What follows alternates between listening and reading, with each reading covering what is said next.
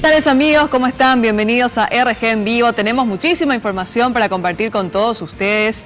El desorden vehicular es la constante sobre la ruta Mariscal Estigarribia debido a las obras del Metrobús.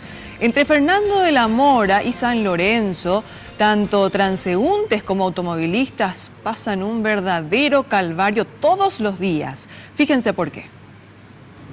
Kilómetro 9,5 de la ruta 2, son miles las personas que a diario intentan cruzar esta ruta arriesgando sus vidas, teniendo en cuenta que también los conductores quieren cruzar al mismo tiempo. La falta de buen trabajo por parte de la caminera hace la posibilidad de que ocurra un tipo de accidente entre las personas y también los vehículos. Sí, mira, acá la hora de Petrobras más la hora del Metrobús, no, imposible, es todos los días. Y acá lo de la patrulla a veces, no sé, ellos sí, a veces te da paso, a veces estamos así. Falta de señalización es una gran irresponsabilidad de la parte de la empresa que están haciendo esto, porque hubiesen puesto un cerco por lo menos para los peatones y avisar de poner por lo menos más policía. Imagínense cómo estamos cruzando acá, como si fuésemos animales. Una locura total. ¿Todos los días pasas por acá? Todos los días y toda la misma cosa. Siempre. ¿Tienes miedo que te atropellen? De todo puede pasar. Te puede tirar hasta cascote para ir de repente cuando el asfalto rebota por vos.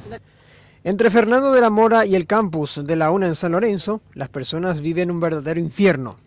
Los obreros trabajan a medias en cada perforación para las futuras estaciones y el avance es lento.